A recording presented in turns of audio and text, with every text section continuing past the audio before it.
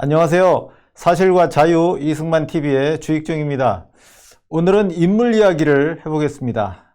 오늘 다룰 인물은 아동문학가 이원수입니다.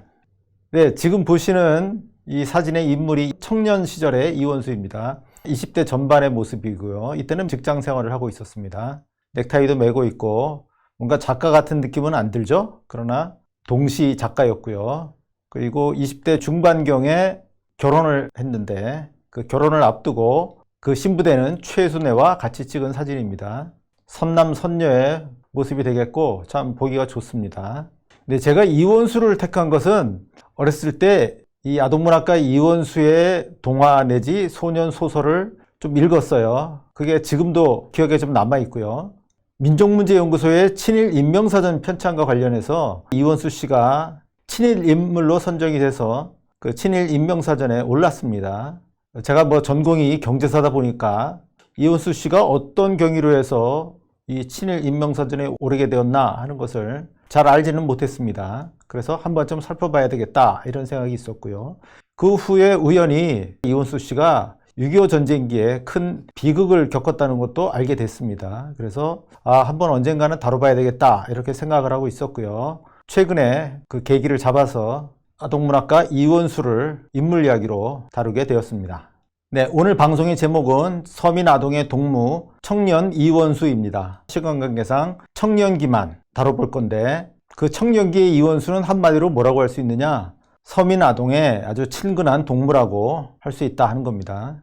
네, 이원수 씨에 대해서 먼저 간략하게 좀 살펴보면은 아동문학의 거의 전반에 걸쳐서 작품을 썼습니다. 동시, 동화, 소년소설, 아동극, 아동문학론, 수필 이런 여러 분야에 걸쳐서 우리나라의 제1세대 대표적인 아동문학가입니다.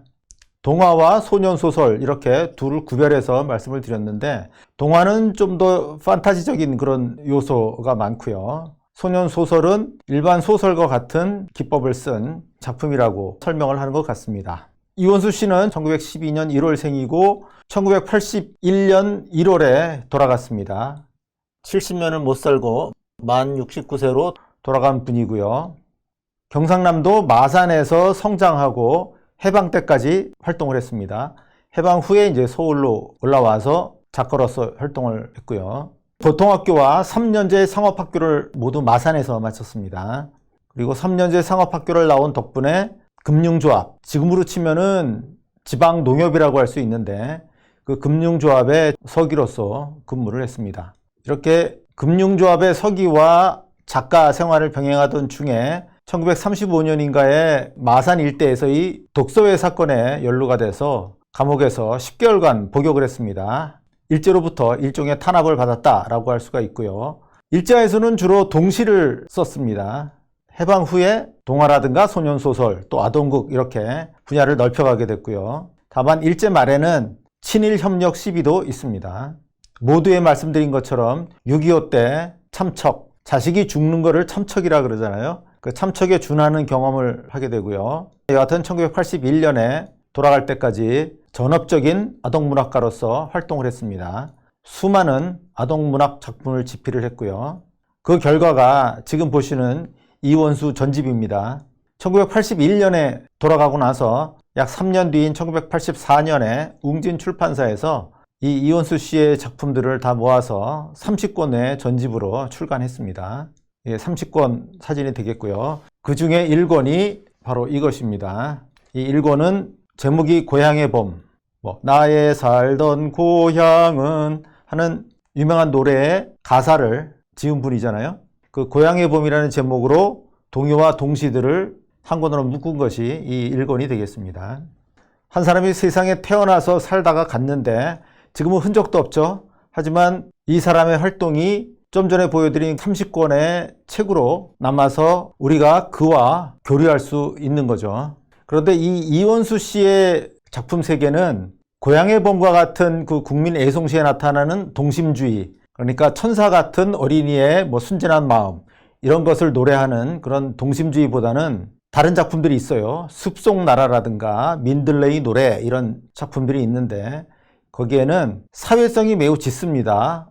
어떤 특정한 이상국가 이런 것을 지향을 한다든가 6.25 전쟁기의 학살 경험이라든가 또는 그 후에 이어졌던 빈곤이라든가 또 정치사에 나타났던 독재 이런 것을 비판하는 거, 이런 현실의 문제를 많이 작품에 반영한, 그래서 현실주의 작가라는 평이 있습니다.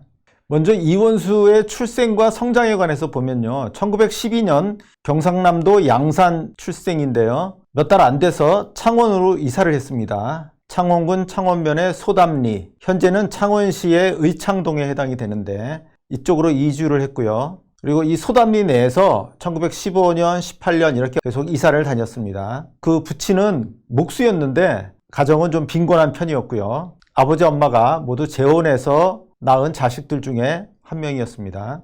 아버지 쪽은 자식이 없었고 어머니 쪽에 3명의 딸이 있었는데 재혼을 해서 3녀 1남을 낳았어요. 그 중에 둘째입니다. 그런데 이원수의 어머니는 개가를 하면서 그 전에 낳았던 3명의 딸을 데리고 왔던 것 같습니다. 자녀수가 대단히 많죠. 그런데 딸들은 비교적 일찍 시집 보내서 한 명씩 이제 빠져나갔던 것이고요. 이원수 일가는 1921년에 김해군으로 잠깐 이사를 했다가 22년에 마산부의 오동동이라는 곳으로 이사를 합니다. 그리고 거기서 이원수는 마산의 공립보통학교에 입학을 합니다. 이름이 마산공립보통학교인데요, 마산에 있던 유일한 공립보통학교예요. 나중에는 마산이 확장이 되면서 공립학교가 여러 개 생기겠죠. 지금은 이 학교가 성호초등학교라는 곳으로 바뀌었습니다. 당시에는 모두 11개 학급으로 이루어진 학교였습니다. 이원수는 2학년에 편입을 해서 학교를 다니기 시작했습니다. 이 거주지를 잠깐 지도로 살펴보면요, 이쪽이 창원군의 소담리입니다. 소담리 또는 소답동 이렇게 불리기도 하고요. 이 소답동 위쪽에 천주산이라고 하는 산이 있어요. 이쪽은 바다로 향하는 쪽이고 평지겠죠. 산 쪽으로 좀 경사가 있는 지역이 되겠습니다. 그러니까 태어난 지 얼마 안 돼서 이쪽으로 이사를 와서 이 안에서 2번 이사를 했고요. 만 10살 때 마산부의 오동동으로 이사를 했어요. 여기에 마산보통학교가 있고 나중에 마산보통학교를 마치고 진학하는 마산상업학교도 있었습니다. 지금의 용마고등학교가 되겠습니다. 이쪽에서 보통학교와 중학교를 보낸 것입니다. 네, 이 보시는 것은 마산공립보통학교의 교사 모습이고요. 물론 1936년도의 사진입니다. 아마 이원수가 다닐 때에 비해서는 약 14년이 지났으니까 더 확장된 모습이 되겠죠. 이것은 마산상업학교에 재학 중에 이원수 가족 사진입니다. 아버지가 없잖아요. 이원수가 보통학교 5학년 때 아버지가 죽었습니다. 그러면 당장 생계가 문제가 되겠죠. 그때 이 이원수의 누나가 기생이 됐다고 합니다. 또 기생을 하다가 마산에 있던 어떤 지주의 소실로 첩으로 들어가게 됐어요. 그 사람이 역시 돈을 대줘서 이원수가 마산상업학교까지 다닐 수 있었습니다. 마산상업학교에는 27년부터 29년 사이에 다녔는데 나이로 치면은 10대 후반이 되겠죠. 사진 이미지를 보면 뭔가 청년의 골격이랄까 이런 것이 느껴집니다. 가운데가 모친이 되겠고 맨 왼쪽과 그리고 이원수 바로 옆에가 누이 동생이 되겠습니다. 이원수는 보통학교를 다니고 있을 때 동시 작가가 됐습니다. 이원수가 동시의 길로 들어서게 된 것은 바로 어린이 운동을 하던 소파 방정환이 발간하던 잡지 어린이를 애독하면서부터입니다. 1923년 보통학교 3학년 때죠. 이때 소파 방정환이 어린이라고 하는 잡지를 발간했습니다. 네, 지금 보시는 것이 잡지 어린이입니다. 오른쪽부터 읽어야 되겠죠. 어린이 이렇게 돼 있고 왼쪽에서 오른쪽으로 책을 넘기는 거죠. 이 어린이를 애독을 하면서 소파 방정환이라는 사람을 알게 됐고, 각 지역에 보면 이 잡지 어린이의 애독자들이 있지 않겠어요? 이 애독자들이 각 지역별로 소년회를 만들게 되는데 이 소년회는 방정환의 아동문화운동 단체가 되는 거죠. 이원수는 보통학교 5학년 때 마산에서 다른 애독자들과 함께 신화소년회라는 것을 만듭니다. 어린이 잡지를 애독하는 보통학교 학생들이 만든 단체인데 당시에는 이 소년회를 만들었다는 것이 뉴스거리가 돼서 동아일보에 보도가 됐습니다. 1925년 3월 22일자 동아일보에 실린 기사입니다. 동아일보 한 면에 요 기사가 있고요. 여기 보면 신화소년회 마산에서 창립 이렇게 되어 있습니다. 그리고 발기위원 중에 이원수라고 해서 이름이 쓰여 있습니다. 이 기사에는 특히 이 단체가 체육과 문예 장려에 힘쓴다 한다. 또 현 입회원은 40여 명이고 당선된 위원이 누구누구 해서 이렇게 제시가 되어 있습니다.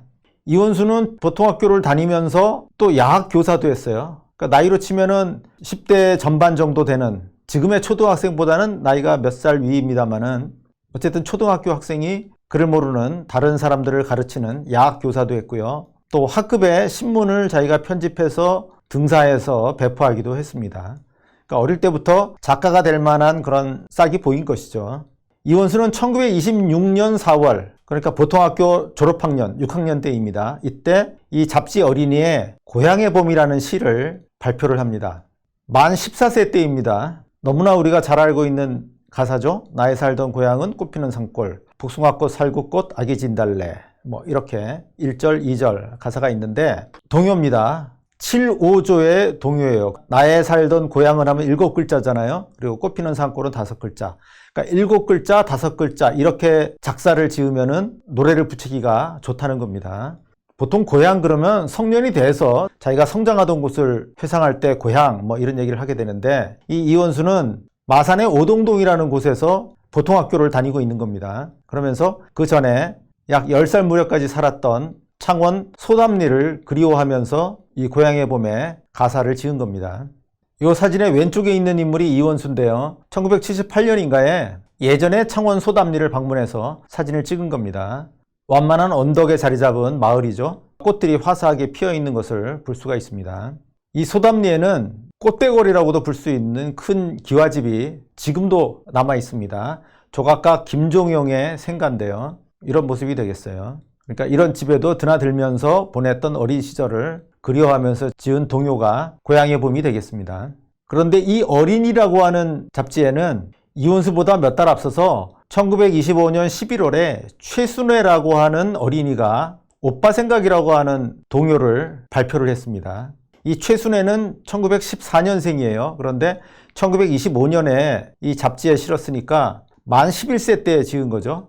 최순애는 수원에 살고 있는 소녀였는데 오빠가 서울에 가 있는 겁니다. 오빠를 그리워하면서 동요를 지었어요. 이것도 역시 너무나 친숙하죠. 뜸뿍뜸뿍 뜸뿍새 논에서 울고 이렇게 시작이 되죠. 최순애가 이것을 발표한 이후로 이 어린이 잡지를 애독하는 전국의 수많은 소년들이 일종의 러브레터라 그럴까, 뭐 그런 것을 이 최순애에게 보냈다 그럽니다. 이원수도 역시 그런 편지를 보냈고, 그런데 이 최순애가 이 이원수의 편지가 마음에 들어서 그 후 7년인가 8년 동안 한 번도 만나지도 않은 채 계속 편지를 주고받으면서 서로 친분을 쌓아갔다고 하는 겁니다. 그랬다가 나중에 결혼까지 하게 됐고요. 지금 보시는 이 자료는 1927년에 어린이 잡지의 독자란에 게재된 사진인데요. 취지는 이 어린이 잡지의 독자들에게 서로 얼굴도 알고 지내면 좋지 않느냐, 그리고 자기 모습을 기록으로 남기면 좋은 일 아니겠느냐 해서 사진을 보내라고 한 겁니다.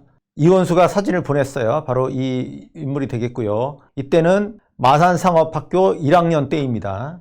요즘은 보통 어린이 그러면 초등학생까지를 어린이라고 하고 중학생부터는 청소년 이렇게 부릅니다만은, 당시 이 어린이의 주 독자층은 꼭 초등학생, 보통학교생만이 아니었고 중학교 독자가 오히려 많았습니다. 마산상업학교 1학년 때의 이원수의 모습입니다. 이원수는 1926년 만 14세 때 고향의 봄을 발표해서 일종의 등단을 했고요. 1927년에 마산상업학교에 입학을 해서 그 이후에는 역시 나중에 아동문학가가 되는 윤석중 등과 교류를 하면서 아동문학 동인회 기쁨사라는 것을 만들어서 활동을 합니다. 그리고 특히 졸업연도인 29년 금융조합에 취직한 1930년 이 무렵에서 나이로는 10대 말 무렵에 왕성한 작품 활동을 합니다. 작품 몇 개를 좀 살펴보면요. 가시는 누나라고 1929년 마산상업 3학년 재학 중에 발표한 작품입니다. 누나를 발해주러 뱃머리에 나왔더니 흐렸던 하늘이 그만 비를 뿌리시네. 누나를 전송하러 뱃머리에 나온 겁니다. 그러니까 누나가 어딘가에 취직이 돼 있는 거죠. 2달에 한 번 겨우 왔는데 이틀도 못 쉬고 이제 간다는 겁니다. 마음 아픈 이야기죠. 편지마다 고향집이 그립다던 누나 것만, 처음 갈 땐 배에서도 울던 누나 것만, 점원이 된 지 이제 2달, 내 손에 과자봉지 쥐어주며 안 나오는 웃음으로 잘 있거라는 그 목소리. 어린애 아이가 느끼는 감정을 동시로 쓴 것인데 단순히 순진무구한 천사 같은 어린이 세계를 그린 게 아니죠. 가난한 집에서 누나가 돈을 벌기 위해서 집을 떠났어요. 그렇게 떠났던 누나가 잠시 집을 다녀갈 때의 그 섭섭한 감정, 안타까운 감정을 표현을 한 겁니다. 1930년에는 일본 가는 소년이라는 시를 발표를 했는데요. 뛰 고동소리 배 떠납니다. 우리 조선 여기 두고 떠나갑니다. 잘 가거라 손짓하는 사람 없건만 그래도 뱃머리만 바라다 보며 이제 가면 언제 다시 돌아올는지 눈물만 씻고 또 씻으면서 뭐 이렇게 돼 있어요. 저령도 섬을 돌아 떠나갈 땐 어머님도 낯가리고 서러웁니다. 부산항을 떠나서 일본으로 가는 거죠. 그런데 부잣집에서 유학하러 여유있게 가는 게 아닙니다. 보통 그렇게 유학하러 갈 때는 잘 가라고 손짓하는, 전송하는 사람이 있겠죠. 잘 가거라고 손짓하는 사람도 없어요. 이제 가면 언제 다시 돌아올는지 알 수가 없습니다. 가서 돈을 벌어야 되고 혹시 기회가 되면 고학을 할 생각이었겠죠. 그러면 언제 공부를 시작해서 언제 끝나게 될지 가늠할 수가 없는 거죠. 그런 사정이 잘 표현이 돼 있고요. 결국 빈민 내지 서민 소년이 일본에 돈 벌러 또는 고학하러 떠날 때의 그 감정이 잘 표현되어 있습니다. 그림자라는 시도 있습니다. 역시 1930년에 지은 것인데 그림자 내 그림자야 밤이면 외로운 동무 내 그림자야 등불이 갈바람에 흔들리는 밤 너도 나와 같이 일을 하누나 바느질하는 그림자 내 그림자야 우수수 낙엽소리 언니 그리워 천리길 서울에서 배짜실 언니 오실 날을 손꼽으며 기다려보자.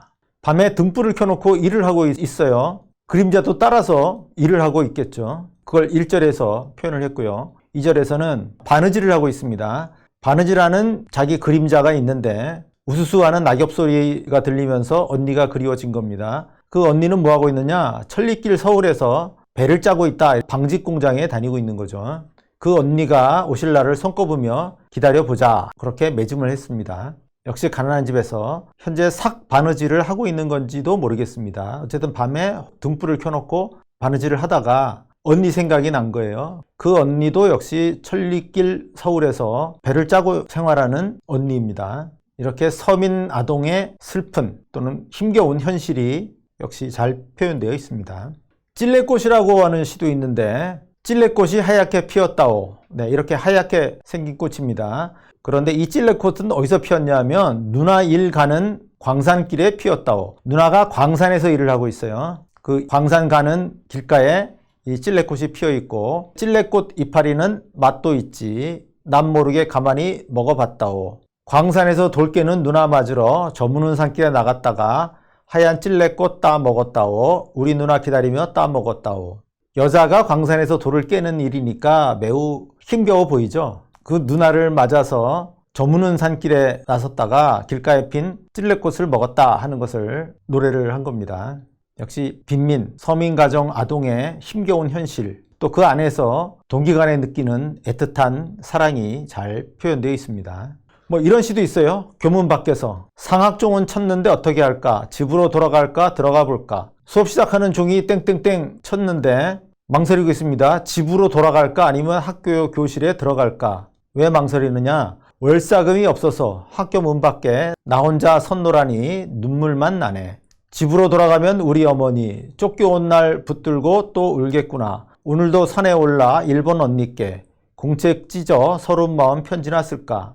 월사금이 없어서 수업에 못 들어갑니다. 집으로 가면 어머니가 또 슬퍼할 거예요. 집으로 가지도 못하고. 그래서 할 수 없이 산에 올라가서 일본에 가 있는 언니한테 서러운 마음을 편지나 써볼까 하고 달래는 모습입니다. 이원수는 소실로 들어간 누나집에 머물면서 마산상업학교를 다녔고요. 그래서 월사금이 없어서 뭐 학교에 출석하지 못하고 이런 일들은 없었는데 주변에 그런 어려운 아이들이 있었던 거죠. 그걸 보면서 그 안타까운 마음을 이렇게 교문 밖에서라는 시로 표현했습니다. 이렇게 이원수는 10대 말에 빈민, 무산 아동의 생활 감정을 표현하는 동시를 썼고요. 그래서 훗날 현실주의 작가라는 이름을 얻습니다. 스스로도 이렇게 말을 했습니다. 그때 나의 동시는 즐거움을 노래하기보다는 농촌 어린이들의 괴로움과 슬픔을 노래하고 있었다. 그러니까 좀 전에 보신 시들 보면 즐거운 얘기는 없잖아요. 다 괴롭고 슬픈 이야기들인데 어쨌든 이런 것을 노래를 함으로써 그들을 달래주는 작품을 쓴 것입니다. 그런데 23살 되던 1935년에 독서회 사건에 연루가 됩니다. 독서회 사건을 보도한 조선일보 1935년 10월 30일자 기사입니다. 마산 독서회 사건, 검거 근 1년 만에 예심 종결되어 부산 법원 합의부 공판에 넘겨졌다. 이런 얘기입니다. 35년 10월에 재판에 넘어갔고 36년 1월에 징역 10개월에 집행유예형이 내려져서 석방됐습니다. 이 사진은 아마 구속되기 전에 하만금융조합에 다닐 때의 이원수 모습인 것 같습니다. 만 23살인데 지금으로 치면은 글쎄요 한 30대 정도의 모습이라고 보이죠. 당시 하만금융조합에 재직하고 있었는데 금융조합에서는 당연히 잘렸겠죠. 하지만 그 전에 계속 편지로 친분을 맺어오던 최순애와 그해 1936년 6월 만 24살 되던 해에 결혼을 합니다. 보통의 신부집 같으면 이 신랑될 이원수의 집 자체가 가난한 데다가 독서회 사건으로 구속이 돼서 직장까지 잃었어요. 결혼 안 시키겠죠. 그런데 이 최순애의 오빠 생각이라는 시의 대상이 됐던 그 오빠 최영주라고 하는 사람이 집안에서 적극 부모를 설득해서 이 최순애와의 결혼이 성사됐습니다. 36년에 결혼하러 수원 처가에 갔을 때 찍은 사진입니다. 장인이 되겠죠? 신부될 최순애고요. 이원수입니다. 이 집은 좀 사는 집이었어요. 자세히 보면 옷도 상당히 단정하게 입었고 얼굴도 좀 깨끗한 편입니다. 이원수의 집보다는 훨씬 여유가 있는 유족한 집안입니다. 결혼해서는 마산에 살림집을 차렸는데 당장 먹고 살아야 되니까 한약방의 회계원, 서기로 취직했다가 다행히도 그 이듬해 1937년에 이 하만금융조합에 복직이 됐어요. 그래서 1945년까지 계속 근무지는 옮깁니다만은 이 금융조합에서 직장 생활을 했습니다. 1937년에 장남이 태어났는데 한 돌 무렵의 사진인 것 같습니다. 1938년도쯤에 찍은 사진인 것 같고요. 그 다음에 장남, 차남, 장녀. 장녀가 1941년생인데 돌까지는 안 된 것 같고요. 그래서 1941년도에 찍은 사진으로 추정이 됩니다. 이원수인데 아주 말끔한 모습이죠. 1945년에 차녀가 태어나서 일제하에서 모두 4명의 자녀를 얻습니다. 그러면 1937년에 첫 아이가 태어나고 금융조합에도 복직하고 그럼 직장 생활을 해야 되고 또 집에 오면 어린아이들이 막 자라나고 있고 매우 단란한 가정을 이뤘다고도 할 수 있겠는데 특히 이 시기라는 게 1937년부터 1945년은 중일전쟁이 일어나고 또 1941년에 태평양 전쟁이 일어나서 1945년까지 전쟁이 이어지는 바로 전시기입니다. 전시 총동원이 벌어진 시기인데 이 시기에 이원수는 어떤 작품 활동을 했던가 이거에 관해서는 다음 편에서 살펴보도록 하겠습니다. 네, 오늘 여기까지 말씀드리겠습니다. 감사합니다.